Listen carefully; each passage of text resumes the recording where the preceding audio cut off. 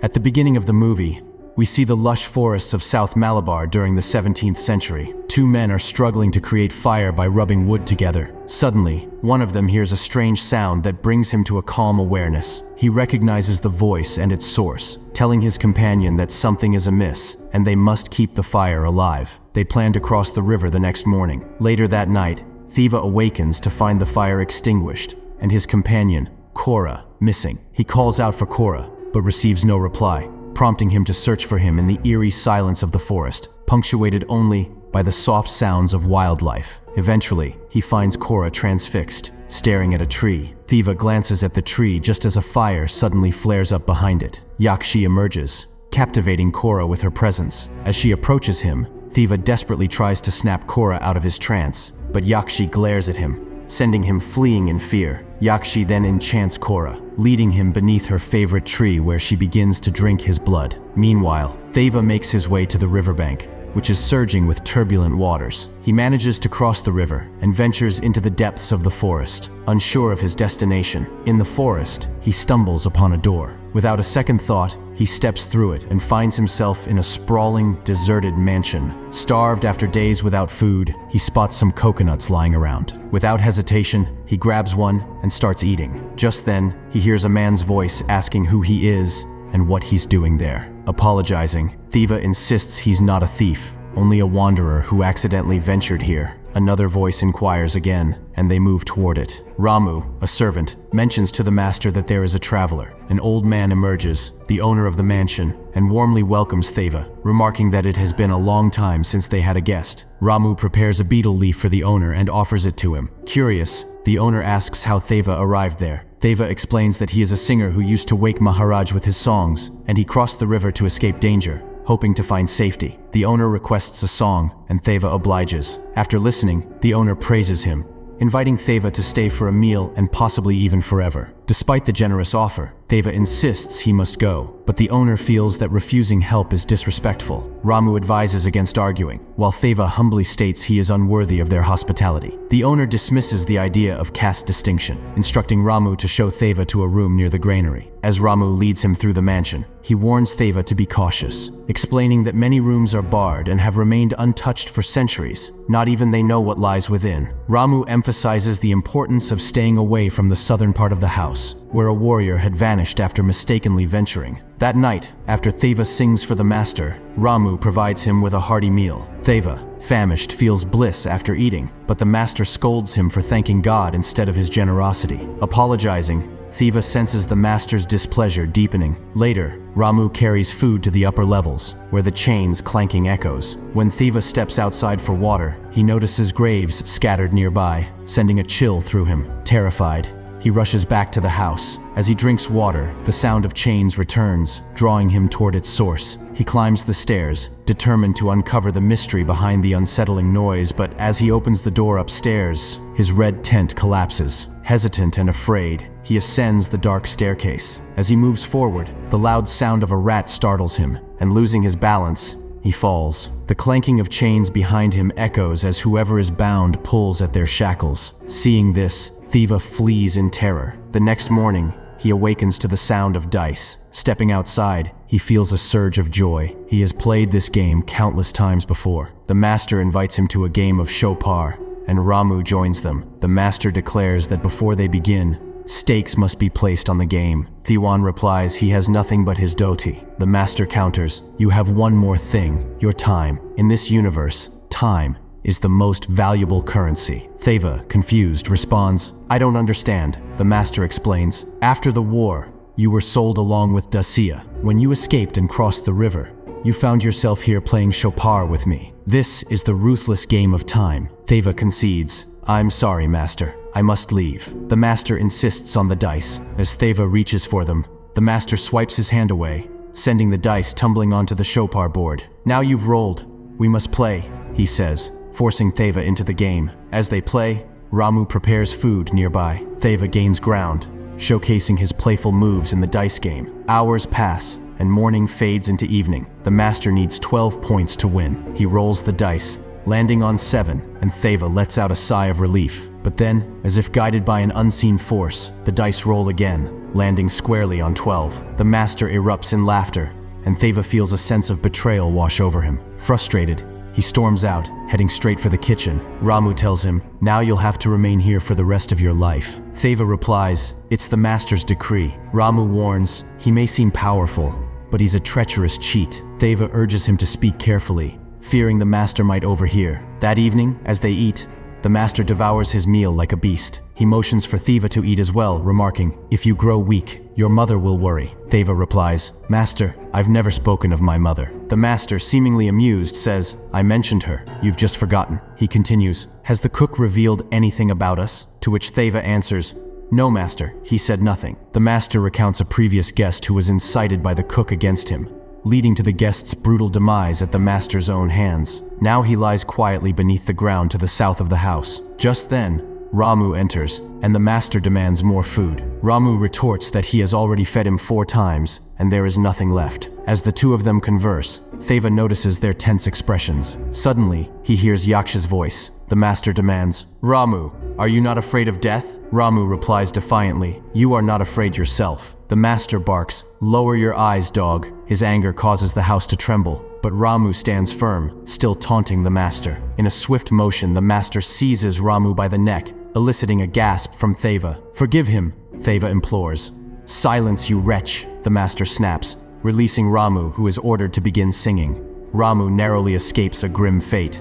After this, in other room, Theva turns to Ramu and asks him, "Who is he? Is he Kodampati? Where am I trapped?" Ramu confirms, "Yes, he is. Long ago, Atharva Vedakarya Chudumal Pati performed intense penance and invoked goddess Varahi. Pleased, the goddess gifted him a magical box containing a demon with human powers. But Pati brought the demon under his control and tormented him relentlessly, binding him in chains. Distressed by the torture, the demon warned Pati that gazing into his face would reveal hell. When Pati looked, the demon snatched his soul in retaliation, then ruthlessly killed Pati's family. Many tantrics tried to exorcise the demon, but all failed. Finally, the last descendant, Kodampati, entered and declared, "I saw someone tied in chains." Ramu adds, "If you wander like this at night, I might have to dig a pit for you too." Pati applies the ashes of his ancestors' bones to his body, and then the Yakshini arrives. Theva notices her approach, and she makes her way to Kodampati. Theva follows her. They embrace, but then the Yakshini spots Theva. His soul trembles, and he hurriedly retreats to shut the door of his room. The next morning, Theva approaches Ramu and declares, "I'm leaving. You should come with me. This place is cursed." Ramu replies, "Let me finish my work. You go." Theva retorts, "You'll die here. I'm leaving." He heads to his room, packs his belongings, and as he steps out, he hears Kodampati's voice. Fear grips him, and he closes his eyes. But when he opens them again, Kodampati stands before him, asking, "Where are you going?" Theva responds, "I'm going to my mother." Kodampati points out, "How will you go in this heavy rain?" Suddenly, the weather turns ominous, and relentless rain begins to fall. Morning transforms into night, yet the downpour continues. Kodampati warns, "This rain won't stop now. When the guest before you arrived, it rained for 3 years in this Brahma Yugam. You must be afraid of the water here." Despite the warning, Theva insists, "No matter what happens, I will go." Kodampati scoffs, "I thought you were clever." Just then, Theva hears the Yaksha's voice again. That night, as he tries to rest, Ramu arrives, tempting him to drink. After consuming alcohol, Theva begins recounting his tale. He urges Ramu to join him, but Ramu refuses, asserting that it clouds the mind. Later, while Theva sleeps, the sound of chains jolts him awake. As he squints at the door, he sees a demon rushing toward him, but then he awakens fully. Theva rushes to the kitchen, searching for Ramu, only to find him missing, digging a grave instead. "Who are you digging for?" Theva asks, but Ramu remains silent. Fear floods Theva, and he bolts from the room, determined to escape. He leaves behind his bags and races toward the mansion's boundary. But as he crosses the threshold, a sharp pain strikes his stomach. He collapses, vomiting blood, an excruciating agony. Gathering his courage, he backtracks into the house, only to find Kuduman Pati blocking his path. "It's impudent to leave without permission. If you'd asked us, you wouldn't be in this state," he says. "I made a mistake. Please let me go," Theva begs. Kuduman Pati replies, "Ask for permission." Theva falls to his knees, pleading, "Please, allow me to leave." But Pati coldly states, "You will not be granted permission." Overwhelmed with laughter, Theva suddenly falls unconscious. Ramu revives him by splashing water on his face. "I can't escape this place," Theva laments. Ramu informs him, "Not only you, no one can leave once they arrive here." Ramu then inquires, "Do you remember how long ago you came?" Theva guesses, "A few days." Ramu presses, "A few days or a few months? Tell me your mother's name." But Theva finds himself devoid of the memory. "Let me show you something," Ramu suggests, leading Theva upstairs. There, they encounter Kodampati, preparing pan for himself. Ramu reveals a dead body to Theva, explaining, "He forgot his name just like you. He went mad trapped within these walls, bound in chains." Theva gazes at the corpse in shock. It is Kodampati himself. "Who's downstairs?" Theva asks. Ramu replies, "That's a demon. He disguises himself as Kodampati. He's a harbinger of death, subduing anyone who approaches him. He's trapped here just like us." Ramu buries the body where he dug. While bathing, Ramu clarifies, "There's only one way out. We must extinguish the eternal flame in a locked room. There's a door beneath the grain store, but it's heavily secured. If you peer through the keyhole, you can see the flame." The demon guards that room. Theva asks, "Where's the key?" Ramu admits, "I don't know." Theva concludes, "The key must be with the demon. The only way to learn about it is to engage him." He then starts a game of Chopin. The sound of the dice draws the demon, who asks, "What do you have to bet?" "I have a key," Theva replies. And as the demon manipulates a hidden key in his doti, Theva realizes its location. The demon asks, "Which key are you referring to?" Theva confidently responds, "The key to my freedom." The demon lets out a sinister laugh. D says that you cannot play for the same thing twice. Then in the evening, Theva and Ramu think about getting the key. Theva says that tonight's dinner should consist of meat and wine. "I will see how to get the key." Ramu says that if we are caught, I will not be able to help. Then Ramu prepares dinner. He cooks rats for dinner. But then the demon comes in the kitchen. Ramu gets scared seeing him. The demon says, "Who did you ask before giving him my liquor? Because of him, my daily routine is getting disturbed. Without wasting time, dig a pit for him." Then at night, Theva tries to put the demon to sleep by singing a song. Then he tells the demon that "I know very well that you want to enjoy my pain by tormenting me. I want to see your real form." The demon says that you will see it yourself when the time comes. Then he sends Theva to bring liquor. When Theva goes to get the liquor, he forgets where the liquor is lying. Then his memory goes away, and he sits there. Then the rain stops outside.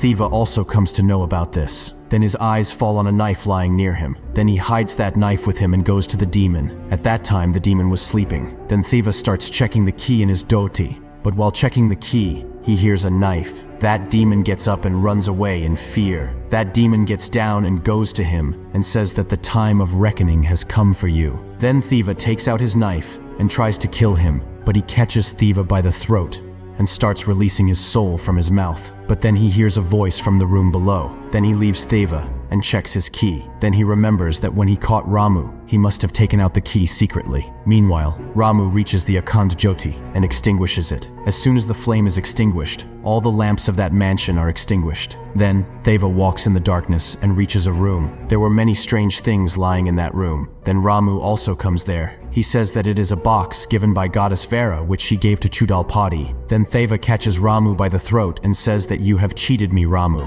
He says, "Don't waste time in argument." Then both of them hear a strange sound. Then Ramu says that the demon is weak right now. We have to coax him and lock him back in the box. Then they light a torch and go to find the demon. Ramu says, "Don't believe whatever he says, because now he will only lie. He can also attack your mentality. If you want to stay alive, don't believe him." Then they go to the room with the eternal flame and search for him. Ramu says, "Stop hiding and come out. Today I will kill you and take my revenge. The blood flowing in my body is of Kodampati." The demon says it is impossible. I had destroyed his entire clan. Ramu says Kodampati also had a son with his maid. I will make this mansion free from you. Then the demon attacks Ramu, but he moves away. The Thiwan tries to kill him with a knife, and the knife hits his hand. Then Ramu distracts him, and Theva stabs him in the stomach. Then the demon throws Theva away and makes him unconscious. Then after some time, when Theva regains consciousness, he sees that there is no one there. Then he picks up a torch lying nearby. Then he starts hearing the demon laughing, but he himself is nowhere to be seen. Theva's eyes were torn after hearing the horrifying sound. On the other hand, Ramu was also searching for the demon. Then the house starts moving round, and Ramu gets stuck there. On the other hand, the house starts moving slowly, and the place starts getting smaller. Soon Theva gets stuck in a grave-sized space and starts crying loudly. On the other hand, Ramu was also rolling on the walls. Then he sees the Akanjyoti. He falls in the room, but then a knife pierces his hand. On the other hand, Theva was crying badly, and due to lack of oxygen, his torch also goes off. Then after some time he breaks the wall and comes out from there. Then Ramu hears a crying voice from behind him. He sees that the demon was sitting there and crying. Then he tries to pacify him by pretending to be his father. Meanwhile, Theva also comes there. Ramu says that, like my ancestors, I will not listen to you. Then Ramu tells Theva to quickly bring the box and open it. The demon says that after locking me in the box, he will kill you too, or else he will get you killed by me. Ramu says that open the box, don't listen to him. But in the meanwhile, the demon attacks Ramu and tries to kill him by strangulating him.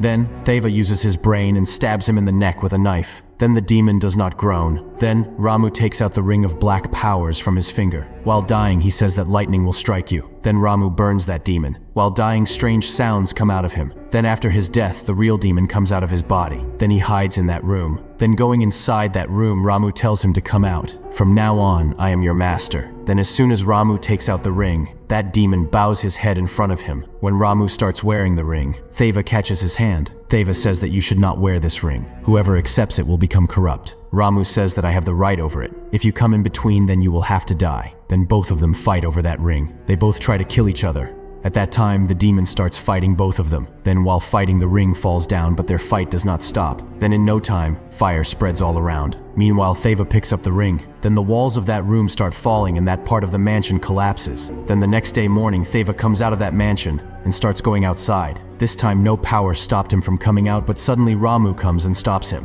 When Ramu starts hitting him, he says, "Where is the earring of your right ear?" Then he understands that Theva is dead, and this demon is standing in his form. Then he runs away from there to save his life. Then when he starts crossing the river, he sees Ferengis in front of him. He picks up a stone to hit them, but they hit him. Then the Ferengis cross the river and start going to the other side. Now these donkeys did not know where their death is taking them. Then Theva goes to his. He wears the ring and sees the image of Kodampati in the water. This is the end of the movie. Friends,